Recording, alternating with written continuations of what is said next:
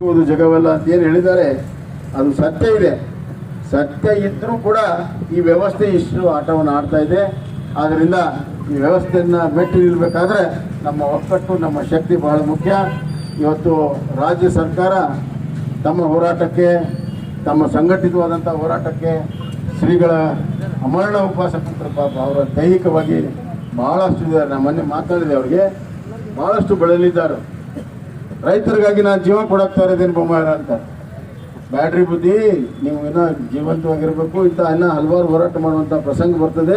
ನೀವು ಗಟ್ಟಿಯಾಗಿರಬೇಕು, ಅದಕ್ಕೆ ನೀವು ಇದನ್ನು ಬಿಡಬೇಕು ಅಂತ ನಾನು ಹೇಳಿದ್ದೆ. ಆದ್ದರಿಂದ ಇಲ್ಲಿ ಎಲ್ಲ ಹಿರಿಯ ರೈತರು ಕೂತಿದ್ದಾರೆ, ತಾಯಂದರು ಕೂತಿದ್ದಾರೆ. ಅವರ ಶಕ್ತಿ ನಿಮ್ಮ ಜೊತೆಗಿದೆ, ಗುರುಗಳ ಆಶೀರ್ವಾದ ನಿಮ್ಮ ಜೊತೆಗಿದೆ, ಮಹಾಜನತೆಯ ಸಂಪೂರ್ಣ ಹಾರೈಕೆ ನಿಮ್ಮ ಜೊತೆಗಿದೆ.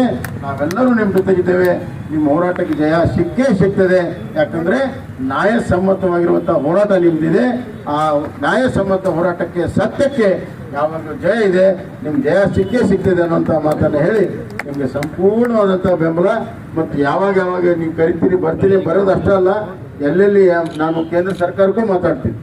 ಕೇಂದ್ರ ಸರ್ಕಾರಕ್ಕೂ ಮಾತಾಡಿ ಸ್ಪಷ್ಟವಾಗಿರುವಂಥ ನಿದರ್ಶನವನ್ನು ರಾಜ್ಯ ಸರ್ಕಾರಕ್ಕೆ ಏನು ಕೊಡುವಂಥ ಎಲ್ಲ ವ್ಯವಸ್ಥೆಯನ್ನು ಮಾಡ್ತೇನೆ.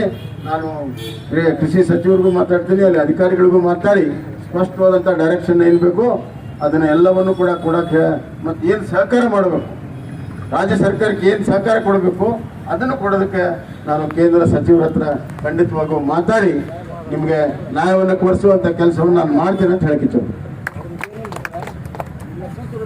ಏನು ಬರೋಂಥ ಬೆಲೆಯನ್ನು ಗದಗ ಹೋಗ್ಬೇಕಂದ್ರೆ ಭಯಂಕರ ತೊಂದರೆ ಆಗ್ತೈತಿ. ರೋಡ್ ಆಗ್ತೈತೆ, ಭಾಳ ದೊಡ್ಡ ಗುಂಡಿ ಸರ್. ಮೊನ್ನೆ ಒಂದು 10 ಗಾಡಿ ಆಕ್ಸಿಡೆಂಟ್ ಆಗಿ ಪಲ್ಟೆ ಆಗಿಬಿಡುತ್ತೆ ಸರ್. ದಯವಿಟ್ಟು ನಿಮ್ಮ ಕೈ ಮುಗಿಸ್ಕೊಳ್ತೀವಿ.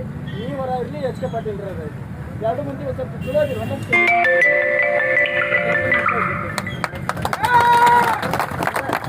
ಈಗ ನಾನು ಒಂದೇ ನಿಮಿಷ ಅದು ಹೇಳ್ತೀನಿ, ರಸ್ತೆದು ಹೇಳ್ತೀನಿ. ರಸ್ತೆ ಭಾಳ ಯೋಗ್ಯವಾಗಿ ಕೇಳಿದ್ದಾರೆ. ರೈತರ ಮಾಲ್ ತೊಗೊಂಡು ಹೋಗೋದು, ಆಸ್ಪತ್ರೆಗೆ ಹೋಗೋದು, ಮಕ್ಕಳಿಗೆಲ್ಲ ತೊಂದರೆ ಇದೆ. ಅದಕ್ಕಾಗಿ ಈಗ ರಾಜ್ಯ ಸರ್ಕಾರ ಅಧೀನದಲ್ಲೇ ರಸ್ತೆ ಇದೆ. ಈಗಾಗಲೇ ಒಂದು ನಿಮಿಷ ಇದರಲ್ಲಿ ಈಗಾಗಲೇ ದುಡ್ಡು ಹಾಕಿದ್ದೇವೆ. ಈ ಬೇಸಿಗೆಗೆ ಆ ರಸ್ತೆಯ ಕಾಮಗಾರಿ ಸಂಪೂರ್ಣ ಆಗ್ತದೆ. ಒಂದು ಕೆಲಸ ನಾನು ಕೂಡ ಕೇಂದ್ರ ಸರ್ಕಾರಕ್ಕೆ ಇವತ್ತು ಅದನ್ನು ನ್ಯಾಷನಲ್ ಹೈವೇ ಪರಿವರ್ತನೆ ಮಾಡೋ ಸಲುವಾಗಿ ಒತ್ತಾಯನ ಮಾಡಿದ್ದೇನೆ.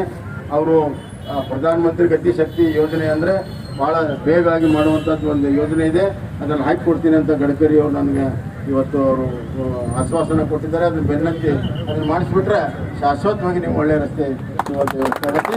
ತಾತ್ಕಾಲಿಕವಾಗಿ ಮಾಡೋದಕ್ಕೂ ಕೂಡ ಆ ವ್ಯವಸ್ಥೆಗಳನ್ನು ನಾವು ಮಾಡಿದ್ದೀವಿ.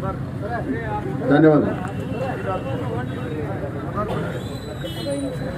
ನೋಡ್ರಿ, ಎಥಿನಾಲು ಯಾರು ಕೂಡ ಕೊಟ್ಟಿರಲಿಲ್ಲ.